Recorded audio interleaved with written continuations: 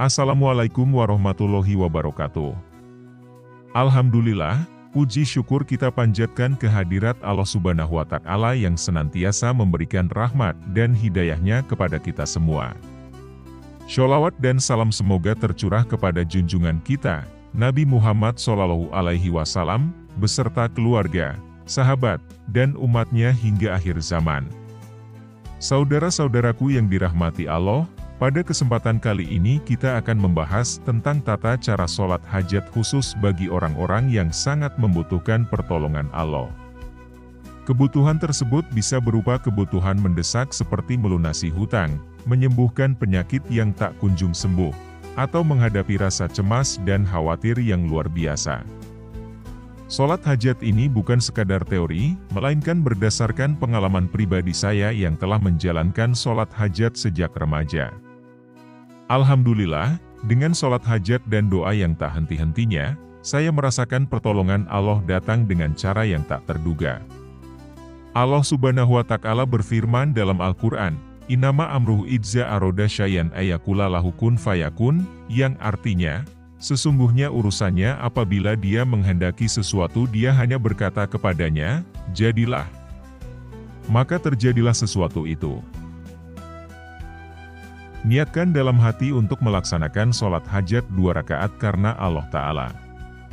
Ucapkan niat ini dalam hati, usolli sunatal hajati rok'ataini lillahi ta'ala. Setelah niat, lakukan takbiratul ihram dengan mengangkat kedua tangan sejajar dengan telinga dan mengucapkan, Allahu Akbar. Setelah takbiratul ihram, membaca doa iftitah adalah sunnah, dianjurkan, dalam sholat. Doa iftitah berfungsi sebagai pembuka sholat dan mengandung pujian kepada Allah. Namun, dalam situasi tertentu seperti saat kita merasa sangat mendesak dan membutuhkan pertolongan Allah, kita diperbolehkan untuk langsung membaca Al-Fatihah setelah takbiratul ihram.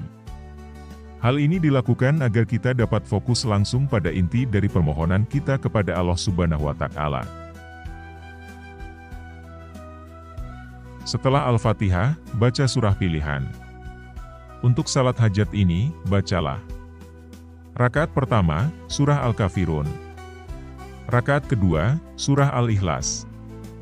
Surah Al-Kafirun dipilih untuk dibaca pada rakaat pertama dalam sholat hajat karena mengandung makna yang mendalam tentang keteguhan iman dan penegasan keikhlasan dalam ibadah kepada Allah.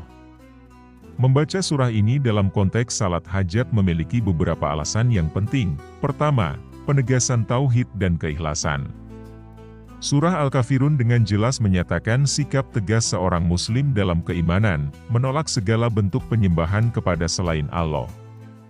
Hal ini mencerminkan keikhlasan dan keteguhan hati dalam memohon pertolongan hanya kepada Allah, yang sangat relevan dalam konteks sholat hajat. Kedua, menghindari syirik. Surah ini menegaskan pemisahan total dari perbuatan syirik, menyekutukan Allah. Dalam keadaan terdesak dan membutuhkan pertolongan, mengingatkan diri akan pentingnya tauhid murni memberikan kekuatan spiritual dan meneguhkan hati dalam memohon hanya kepada Allah. Ketiga, keutamaan dalam salat sunnah. Banyak ulama dan para ahli ibadah merekomendasikan membaca surah Al-Kafirun dalam sholat-sholat sunnah, termasuk sholat hajat, karena kandungannya yang memperkuat akidah dan meneguhkan iman. Keempat, pesan pengabdian total. Dengan membaca surah Al-Kafirun, kita menegaskan kembali komitmen total kita kepada Allah. Menunjukkan bahwa segala usaha dan doa kita hanya ditujukan kepadanya, tanpa bergantung pada selainnya. Dan yang kelima, mengikuti tuntunan Nabi. Diriwayatkan bahwa Nabi Muhammad SAW sering membaca surah Al-Kafirun dalam berbagai sholat sunnah sebagai bentuk penguatan iman dan tauhid. Mengikuti sunnah Nabi ini membawa keberkahan dan kedekatan dengan Allah dalam ibadah kita. Surah Al-Ikhlas dipilih untuk dibaca pada rakaat kedua dalam sholat hajat karena surah ini memiliki makna yang mendalam tentang tauhid dan pengakuan akan keesaan Allah. Berikut adalah beberapa alasan penting mengapa surah Al-Ikhlas dibaca pada rakaat kedua. Pertama, penegasan keesaan Allah. Surah Al-Ikhlas secara eksplisit menegaskan bahwa Allah adalah Tuhan yang Maha Esa, tidak beranak dan tidak diperanakan, serta tidak ada yang setara dengannya. Ini memperkuat keyakinan kita bahwa hanya kepada Allah kita memohon pertolongan. Kedua, keutamaan Surah Al-Ikhlas. Surah Al-Ikhlas dianggap sebagai surah yang sangat istimewa dalam Al-Quran. Nabi Muhammad SAW bersabda bahwa surah ini setara dengan sepertiga Al-Quran dalam hal keutamaannya. Membacanya dalam salat memberikan keberkahan dan pahala yang besar. Ketiga, peningkatan keimanan. Membaca surah Al-Ikhlas membantu meningkatkan keimanan dan ketakwaan. Ini penting dalam sholat hajat, di mana kita memohon pertolongan dan bantuan dari Allah dengan penuh keyakinan dan keimanan. Keempat, kesederhanaan dan kehusyukan. Surah Al-Ikhlas adalah surah yang pendek dan mudah dihafal, namun mengandung makna yang sangat mendalam. Membacanya membantu menjaga kehusyukan dan konsentrasi dalam sholat, sehingga hati dan pikiran dapat lebih fokus pada doa dan permohonan kita. Dan yang kelima, mengikuti sunnah Nabi. Nabi Muhammad SAW sering membaca surah Al-Ikhlas dalam berbagai kesempatan, termasuk dalam sholat sunnah. Mengikuti sunnah ini membawa keberkahan dan menunjukkan ketaatan kita kepada tuntunan Rasulullah. Jika masalahnya berkaitan dengan keuangan atau utang piutang, bisa mengganti dengan rakaat pertama, surah Ad-Duha. Rakaat kedua, surah Al-Qadar. Dalam konteks sholat hajat yang khusus untuk masalah keuangan atau utang piutang, surah Ad-Duha dan surah Al-Qadar dipilih karena makna dan pesan yang terkandung dalam kedua surah tersebut sangat relevan dengan kebutuhan dan permohonan kita. Berikut penjelasan mengapa kedua surah ini dibaca. Alasan membaca surah Ad-Duha pada rakaat pertama. Pertama, penghiburan dan harapan. Surah Ad-Duha diturunkan pada saat Nabi Muhammad SAW mengalami masa-masa sulit, mengandung pesan penghiburan dan harapan bahwa Allah tidak meninggalkan hambanya. Membaca surah ini mengingatkan kita bahwa Allah selalu ada bersama kita, terutama saat menghadapi kesulitan keuangan. Kedua, janji kemudahan. Dalam surah ini, Allah berjanji bahwa setiap kesulitan akan diiringi dengan kemudahan. Pesan ini memberikan kekuatan dan keyakinan bahwa masalah keuangan atau utang piutang yang kita hadapi akan disertai dengan solusi dan kemudahan dari Allah. Dan yang ketiga, motivasi untuk bersyukur. Surah Ad-Duha mengingatkan kita untuk bersyukur atas nikmat yang telah Allah berikan. Bersyukur merupakan kunci untuk mendapatkan lebih banyak rezeki dan berkah dalam kehidupan. Alasan membaca surah Al-Qadr pada rakaat kedua. Pertama, keutamaan malam Lailatul Qadar. Surah Al-Qadr mengandung pesan tentang malam Lailatul Qadar, malam yang penuh berkah dan lebih baik dari 1000 bulan. Membaca surah ini mengingatkan kita tentang betapa besar rahmat dan berkah Allah yang dapat kita peroleh, terutama saat kita memohon pertolongannya. Kedua, turunnya Al-Quran sebagai petunjuk. Surah ini mengingatkan kita bahwa Al-Quran, yang diturunkan pada malam Lailatul Qadar, adalah petunjuk dan solusi bagi segala masalah, termasuk masalah keuangan. Memohon pertolongan melalui Al-Quran menguatkan iman kita dan keyakinan bahwa Allah akan memberikan jalan keluar.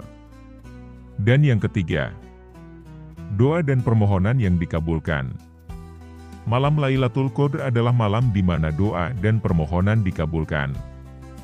Dengan membaca surah ini, kita berharap agar Allah mengabulkan doa-doa kita, terutama dalam hal keuangan dan pelunasan utang. Setelah salam, sujud lagi di luar sholat dan bacalah doa Nabi Yunus. La ilaha illa anta subhanaka inni kuntu minadz zolimin. Sebanyak 40 kali. Setelah menyelesaikan sholat hajat dengan mengucapkan salam, langkah selanjutnya adalah duduk dan berdoa kepada Allah Subhanahu wa Ta'ala. Cara yang tepat dan waktu yang dianjurkan untuk berdoa setelah sholat hajat adalah sebagai berikut. Pertama, duduk dengan tenang. Setelah mengucapkan salam, duduklah dengan tenang dan khusyuk. Anda bisa duduk dalam posisi tawarruk, duduk dengan kaki kiri di bawah kaki kanan dan kaki kanan tegak, atau dalam posisi yang nyaman bagi Anda. Kedua, menengadahkan tangan. Angkat kedua tangan sejajar dengan dada dengan telapak tangan menghadap ke atas sebagai tanda memohon kepada Allah. Menengadahkan tangan saat berdoa adalah salah satu adab dalam berdoa yang diajarkan oleh Nabi Muhammad SAW. Ketiga, memulai dengan pujian kepada Allah dan shalawat. Mulailah doa dengan memuji Allah Subhanahu wa Ta'ala dan mengucapkan sholawat kepada Nabi Muhammad SAW. Contohnya, Alhamdulillahirobbil alamin. Allahumma sholli ala Muhammad wa ala ali Muhammad. Keempat, sampaikan permohonan dengan bahasa yang sederhana dan jelas. Setelah memuji Allah dan bersholawat, sampaikan semua hajat dan permohonan Anda kepada Allah dengan bahasa yang sederhana dan jelas. Tidak perlu menggunakan bahasa Arab jika Anda tidak menguasainya, Allah memahami segala bahasa. Curahkan semua perasaan dan keluh kesah Anda kepada Allah. Beritahu Allah apa yang Anda butuhkan dan mohon pertolongannya dengan tulus dan ikhlas. Kelima, doa khusus. Anda bisa menggunakan doa khusus yang dianjurkan dalam Islam, seperti doa Nabi Yunus. La ilaha illa anta subhanaka inni kuntu minadz zolimin. Tidak ada Tuhan selain Engkau, Maha Suci Engkau, sesungguhnya aku termasuk orang-orang yang zalim. Baca doa ini sebanyak 40 kali atau sebanyak yang Anda mampu. Keenam, berdoa untuk kebaikan dunia dan akhirat. Jangan lupa untuk berdoa untuk kebaikan di dunia dan di akhirat. Misalnya, Robbana atina fid dunya hasanatan wa fil akhirati hasanatan wa qina adzabannar. Ya Tuhan kami, berikanlah kami kebaikan di dunia dan kebaikan di akhirat, dan peliharalah kami dari siksa neraka. Ketujuh, menutup doa dengan pujian dan shalawat. Akhiri doa Anda dengan memuji Allah dan mengucapkan sholawat kembali kepada Nabi Muhammad SAW, serta menutup doa dengan, Subhana Rabbika Rabbil Izzati Amma Yasifun, Wassalamun alal mursalin, Walhamdulillahi Rabbil Alamin. Maha suci Tuhanmu, Tuhan yang maha perkasa dari apa yang mereka sifatkan, dan kesejahteraan dilimpahkan atas para rasul, dan segala puji bagi Allah, Tuhan semesta alam. Dan kedelapan, mengusap wajah.